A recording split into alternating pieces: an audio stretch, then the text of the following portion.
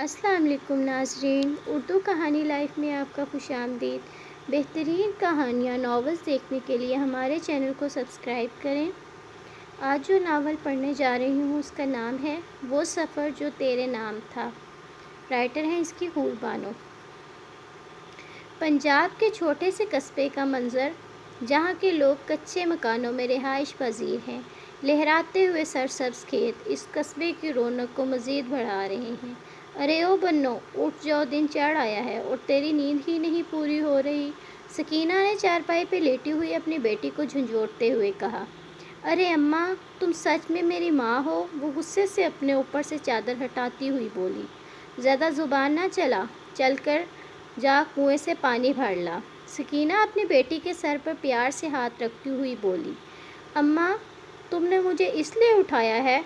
अच्छा, इतना अच्छा ख्वाब मैं देख रही थी।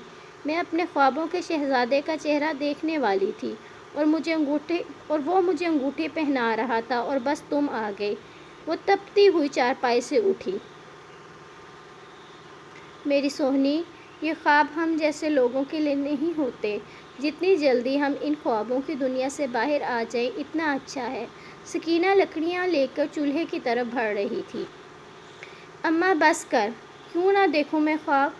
मैं तो देखूंगी। तुमने नहीं सुनी वो बात कि जब ख्वाब देखोगे नहीं तो पूरे कैसे होंगे? वो मुंह पर पानी की छींटे मारती हुई बोली। अच्छा अब बस कर दे, जा जल्दी से पानी लेकर आ। तब तक मैं अपनी रानी के लिए देसी घी के पराठे बनाती हूँ, साथ साग और लस्सी। दोनों माँ बेटी मिल के खाएंगे। अच्छा जा रही हूँ। और एक और बात अम्मा, मेरा नाम यारम है, ये बन्नो मत कहा करो मुझे। वो सर पर अच्छे से दुपट्टा लेती हुई बोली। हाय, कहाँ फंस गई मैं? मेरी ज़ुबान पे नहीं चढ़ता इतना मुश्किल नाम। तेरा अब्बा भी पता नहीं किस फ़ारसी ज़ुबान में तेरा नाम रख गया। इतना प्यारा नाम है, इतना प्यारा नाम है, पूरे कस्बे में ऐसा नाम किसी का नहीं। वो फ़ख्री अंदाज में बोली। अब तो जाती है कि मैं चप्पल उतारूं। सकीना चप्पल की तरफ इशारा करती हुई बोली। जा रही हूँ अम्मा, तुम तो सीधा तशद्दुद करने पे आ जाती हो। वो जल्दी से पानी का बर्तन उठा कर निकल गई। इस बार अयास को आने दो, उसे कहूँगी अपनी बहन के हाथ पीले करके जा। वैसे भी सुगरा मुझसे रिश्ते का कह रही थी। पर्दे हटते ही धूप की किरणें इसके चेहरे पे पड़ी। Good morning. माहिर मायदा के माथे पे लब रखता इसके पास ही बैठ गया। माहिर, 1 साल हो गए हैं हमारी शादी को, पर तुम्हारी मोहब्बत और खलूस में कोई कमी नहीं आई। मायदा बेड से टेक लगाकर बैठ गई। मायदा, अगर मोहब्बत सच्ची हो तो वक्त के साथ साथ इसकी शिद्दत बढ़ती है, कम नहीं होती। फिर भी माहिर, अपनी ज़ात को मेरा आदी मत बनाओ। वक्त का कोई भरोसा नहीं, कब हमें किस मोड़ पर ले आए। वैसे भी सब कहते हैं कि मैंने तुमसे तुम्हारे खूनी रिश्ते छीन लिए हैं। सबके ख़िलाफ़ जाकर तुमने मुझसे शादी की है। इतने अरसे से तुम अपने घर वालों से नहीं मिले, सिर्फ मेरी वजह से। तुम्हें पता है माहिर, मैं कितना डरती हूँ। एक दिन तुम्हारे घर वाले आएंगे और तुम्हें मुझसे छीन कर ले जाएंगे। वो कहती हुई माहिर के सीने से लगी। और तुम ऐसी बातें क्यों कर रही हो? जब तक मैं हूँ तब तक तो तुम भूल जाओ कि तुम्हें मुझसे कोई अलग करेगा या छीन कर ले जाएगा। और लोग जो भी कहें, मैं खुश हूँ अपनी ज़िंदगी में तुम्हारे साथ, और जल्द ही हमारा बेबी भी आ जाएगा। अब जल्दी से फ्रेश होकर आओ, नाश्ते पर वेट कर रहा हूँ तुम्हारा। आज तुम्हारा ऑफ था, रेस्ट कर लेते। माहिदा ने माहिर के माथे पर से बालों को पीछे हटाया। तुम भी तो मेरा इतना ख्याल रखती हो, तो थोड़ा सा मेरा भी फ़र्ज़ बनता है। ये मोहब्बत मुझे एक दिन मगरूर बना देगी। माहिदा ने कहते हुए माहिर के गालों पर चुटकी काटी। माहिर का ताल्लुक़ पठान फैमिली से था। माहिर नवाज़ दीन खान साहब का बेटा था। ख़ानदान में सब उसको उसके अच्छे अखलाक की वजह से बहुत पसंद करते थे। इतने अमीर घराने से ताल्लुक़ होने के बावजूद माहिर में ना कोई गरूर था और ना ही कोई अक्कड़। माहिर का छोटा भाई और एक बहन थी। माहिर ने अपनी तालीम मुकम्मल करके अपने ख़ानदान के बिज़नेस को संभाला। مائدہ کو ماہر کی کمپنی میں ہی جاب ملی اور پھر جلدی ہی دونوں میں دوستی ہو گئی۔ مائدہ ایک نارمل خاندان سے تعلق رکھتی تھی، پھر ماہر کا رشتہ اس خاندان میں اس کے چچا زاد سے طے کر دیا گیا، لیکن ماہر اس وقت مائدہ کی محبت میں گرفتار ہو چکا تھا۔ اس نے منع کر دیا۔ نواز الدین خان نے اسے جائیداد سے آگ کرنے کا کہا، لیکن ماہر نہ مانا اور پھر ماہر ہمیشہ کے لیے مائدہ سے نکاح کر کے الگ ہو گیا۔ شہر بھی چھوڑنا پڑا کیونکہ مائدہ پر 1-2 بار قاتلانہ حملہ بھی ہو چکا تھا۔ مائدہ کے بابا بھی اس کی شادی کے کچھ عرصہ بعد انتقال کر چکے تھے۔ اب مائدہ کے لیے ماہر ہی سب کچھ تھا۔ ایاز، تم ہمارے بہت خاص بندے ہو، یہ کام تم ہی انجام دو گے، جتنی رقم کہوگے ملے گی۔ پر سرکار، میرا کام تو صرف ماہر صاحب کا پتہ معلوم کرنا ہے، یہ قتل میں نہیں کر سکتا۔ پاگل مت بنو ایاز، تمہارے علاوہ کسی پر بھروسہ نہیں کر سکتا، اور یہ مت بھولو کہ تم اور تمہارا ماں اور بہن میرے ٹکڑوں پہ پل رہے ہیں۔ اگر تم نے میرا کام نہیں کیا تو تمہاری ماں اور بہن کی زندگی جہنم بنا دوں گا۔ نہیں سرکار، ایسا مت کہیں، میں آپ کے قدموں کی دھول کے برابر بھی نہیں ہوں۔ آپ جو کہیں گے میں کروں گا۔ ایاز نواز الدین خان کے پاؤں پڑتا ہوا بولا، یہاں بیٹھو آرام سے۔ ماہر مائدہ کو سہارا دے کر صوفے پہ بٹھانے لگا۔ ماہر نے پیار سے مائدہ کے بالوں کو کیچر سے آزاد کیا اور آئل لگانے لگا۔ ہر سنڈے کو تم میری خدمت میں لگے رہتے ہو، تھوڑی ریسٹ کر لیا کرو۔ وہ ماہر کے چہرے کی طرف دیکھتی ہوئی بولی، کیا کریں، کم بخت دل کے ہاتھوں مجبور ہیں۔ تم معلوم ہے امی جان بھی ہر ویکنڈ میرے بالوں میں ایسے ہی تیل لگاتی تھی۔ میں جانتی ہوں ماہر، آپ اپنے گھر والوں کو بہت یاد کرتے ہیں۔ ماہر کچھ نہ بولا۔ ویسے آپ کو کس کی خواہش ہے، بیٹا یا بیٹی؟ مائدہ ماہر کی طرف دیکھتی ہوئی بولی، بیٹی بالکل تمہاری طرح، معصوم اور باکردار۔ ماہر کی آنکھوں سے آنسو جھلکے۔ رو کیوں رہے ہیں ماہر؟ وہ اس کے چہرے سے آنسو صاف کرتی ہوئی بولی، خوشی کے آنسو ہیں۔ کاش امی جان اور ابا جان بھی ہوتے ہمارے ساتھ، کاش بابا جان اپنی ضد چھوڑ دیتے، ان کی وجہ سے ہمیں شہر چھوڑ کے نہ آنا پڑتا۔ ماہر، ایک دن سب ٹھیک ہو جائے گا، امی جان بابا جان خود ہمیں لینے آئیں گے۔ جب وہ اپنے پوتے یا پوتی کو دیکھیں گے تو ساری ناراضگی بھول جائیں گے۔ مائدہ ماہر کو حوصلہ دیتی ہوئی بولی، اماں اب کھانا لے آؤ، بھوک سے میرے پیٹ میں چوہے اچھل رہے ہیں۔ تو کس نے کہا تھا دن بھر آوارہ گردی کر کے اس وقت گھر آ؟ سکینہ روٹی سالن یارم کو دیتی ہوئی بولی۔ وہ میں رقیہ کی طرف چلی گئی تھی، یارم بڑے بڑے نوالے لیتی ہوئی بولی۔ وہ شہر جا رہی ہے پڑھنے کے لیے، اس کی خالہ بھی وہیں ہوتی ہیں، انہی کے ساتھ رہے گی۔ لوگوں کی بیٹیاں پڑھ لکھ کر کچھ کرتی ہیں اور تو آرٹ بھی پاس نہ کر سکی۔ اماں، میرے اندر پڑھنے والا کیڑا نہیں تو کیا کروں، مر جاؤں؟ میری کوئی فیلنگز نہیں ہیں۔ وہ ایکٹنگ کے تمام ریکارڈ توڑتی ہوئی بولی، بس کر، یہ ٹی وی ڈراموں نے تیرا دماغ خراب کر دیا ہے۔ ایاز آئے تو میں کہتی ہوں تیرے ہاتھ پیلے کر دے۔ ہائے اللہ اماں، سچی پکا نا؟ پچھلی بار بھی تم کہہ رہی تھی۔ یارم سکینہ کے پاس آ کر بولی، اس بار یاد سے بات کرنا۔ وہ کہتے ہوئے ہنسنے لگی، ہٹ پڑے بے شرم کہیں کی۔ ماہر جلدی کرو، 8 بج گئے ہیں، آفس نہیں جانا؟ مائدہ ماہر کے اوپر سے چادر ہٹاتی ہوئی بولی، بس تھوڑی دیر سونے دو، صرف 5 منٹ۔ وہ پھر سے بیڈ پہ لیٹنے ہی والا تھا کہ مائدہ نے پاس پڑا پانی کا جگ ماہر پر الٹ دیا۔ اف مائدہ کو ذرا، تمہیں بتاتا ہوں ابھی۔ ماہر مائدہ کو گود میں اٹھائے سارے گھر میں گھمانے لگا۔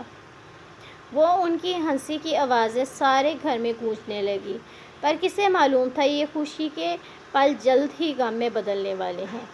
کچن میں کھڑی وہ ناشتہ بنانے میں مصروف تھی، آنسو اس کے چہرے کو بھگا رہے تھے۔ ماہر کچن میں داخل ہوا تو آہٹ کی آواز سے مائدہ نے جلدی سے چہرہ صاف کیا۔ ماہر اس کی یہ حرکت نوٹ کر چکا تھا۔ کیا ہوا ہے آج، یہ سمندر کیوں بہایا جا رہا ہے؟ ماہر نے اس کے گرد حصار باندھ کے اسے اپنے قریب کیا۔ ماہر، آج بابا بہت یاد آ رہے ہیں۔ وہ پھر سے رونے لگی۔ ماہر نے اس کا ہاتھ پکڑا اور اسے کچن سے باہر لے گیا۔ یہاں بیٹھو۔ وہ اسے کرسی پہ بیٹھنے کا اشارہ کرتے ہوئے خود نیچے فرش پہ بیٹھ گیا۔ اب بتاؤ سچ میں انکل یاد آ رہے ہیں یا کوئی اور بات ہے؟ وہ اس کے چہرے سے آنسو صاف کرتا ہوا بولا۔ ماہر، آج صبح سے دل بہت گھبرا رہا ہے، عجیب سا ڈر ہے دل میں۔ کیسا ڈر؟ مجھے نہیں پتا، بس تم آج کام پہ نہیں جاؤ گے۔ ارے بس اتنی سی بات، آپ کے لیے تو میری جان بھی حاضر ہے۔ جان نہیں چاہیے ماہر، وہ کرسی سے اٹھتی ہوئی بولی۔ اچھا ٹھیک ہے، میں کال کر کے بتا دیتا ہوں کہ میری طبیعت خراب ہے جس کی وجہ سے میں نہیں آ رہا۔ وہ فون پر نمبر ڈائل کرتا ہوا بولا۔ ناشتہ کرنے کے بعد ہم شاپنگ پہ جائیں گے۔ وہ مائدہ کو بتانے کے بعد ناشتے کا ویٹ کرنے لگا۔ مائدہ نے ناشتہ لگایا۔ ناشتہ کرنے کے بعد وہ دونوں شاپنگ کے لیے نکلے۔ صاحب، آج سارا دن میں نے ان دونوں کا پیچھا کیا لیکن ماہر صاحب ان کے ساتھ ہی تھے، اس لیے کام نہیں ہو سکا۔ کسی کام کے نہیں ہو ایاز، ایک ہفتے سے تمہیں اس کام کا کہا ہوا ہے، تم روز یہی بکواس کر کے چلے جاتے ہو۔ نواز الدین طیش میں آتے ہوئے بولا۔ صاحب، کل جیسے ہی مجھے موقع ملے گا میں یہ کام کر دوں گا، میں وعدہ کرتا ہوں۔ ٹھیک ہے، کل یا وہ لڑکی مرے گی یا تم، یاد رکھنا۔ نواز الدین فون بند کرتا ہوا بولا۔ یہ دیکھ، کل میری ہونے والی ساس مجھے پہنا کر گئی ہیں، شبو یارم کو انگوٹھی دکھاتے ہوئے بولی۔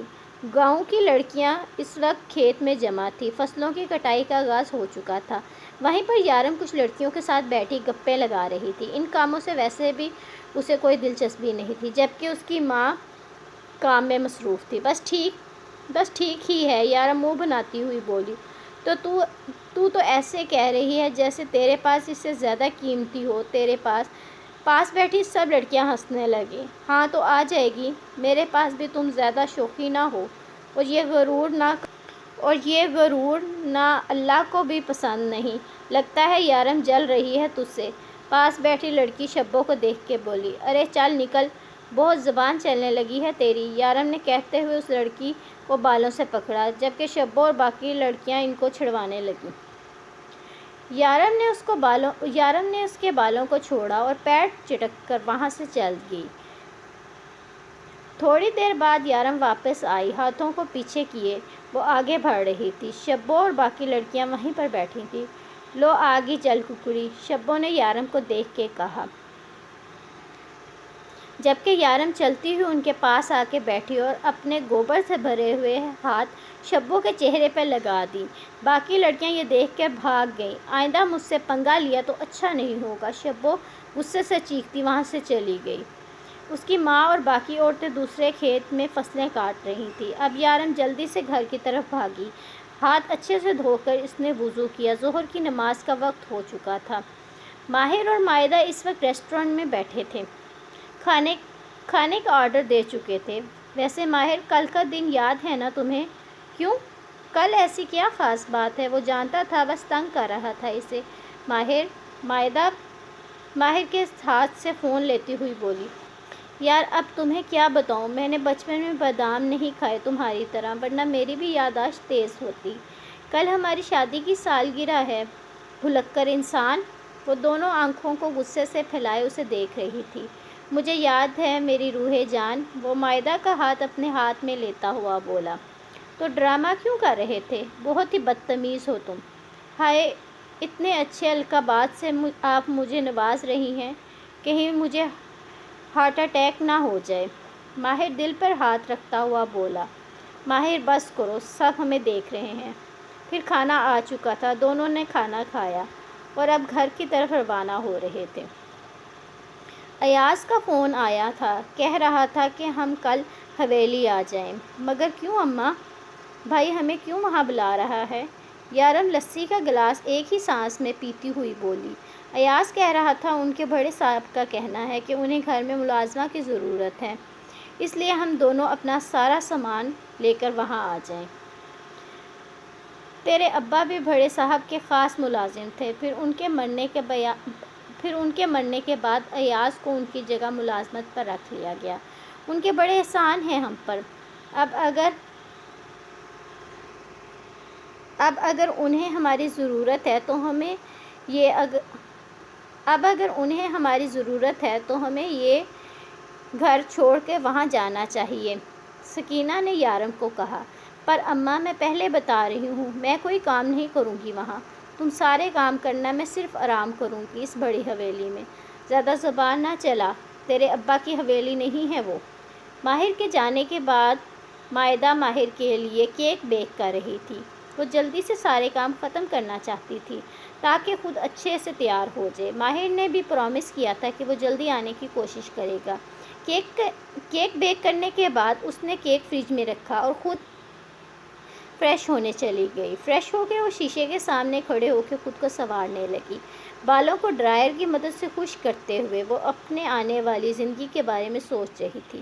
گہری آنکھوں میں کاجل، کانوں میں جھمکے، بلیک فراک پہنے وہ ماہر کی محبت میں چہک رہی تھی کہ اچانک ڈور بیل رنگ ہوئی۔ لگتا ہے ماہر آ گئے۔ وہ خود کو ایک بار شیشے میں دیکھتی ہوئی دروازے کی طرف بھاگی۔ دروازہ کھلتے ہی اس کے اوساں خطا ہو گئے۔ بغیر پوچھے ہی اس نے دروازہ کھول دیا، یہ سوچ کے کہ ماہر ہوگا، پر سامنے کھڑے مشکوک آدمی کو دیکھ کے اس نے دروازہ بند کرنا چاہا، لیکن ایاز نے ایک جھٹکے سے ہی مائدہ کو اندر کی طرف دھکیلا۔ باقی آدمی بھی اس کے ساتھ اندر آئے اور انہوں نے دروازہ بند کر دیا۔ کون ہو تم لوگ؟ مائدہ نے خود کو گرنے سے بچایا۔ تمہاری موت کا پیغام لائے ہیں۔ بہت شوق تھا تم کو سائے کی دولت پہ عیش کرنے کا، ایاز نے کہتے ہوئے پستول جیب سے نکالا اور مائدہ کے سینے پر 2 فائر کیے۔ فرش پہ گرتے ہوئے صرف مائدہ کا چہرہ اس کی آنکھوں کی زینت بنا ہوا تھا، آنکھوں سے بہتا ہوا کاجل، ٹوٹی ہوئی چوڑیاں، اور وہیں اس کے جسم سے روح نکل چکی تھی۔ آج زندگی کا وہ سفر تھا جو اس نے ماہر کے ساتھ شروع کیا تھا۔ اس کا اختتام ہو چکا تھا۔ ان لوگوں نے جاتے ہوئے گھر کی ساری چیزیں بکھیر دیں تاکہ سب کو لگے کہ یہاں ڈکیتی ہوئی ہے۔ ہلکی ہلکی بوندا باری بھی شروع ہو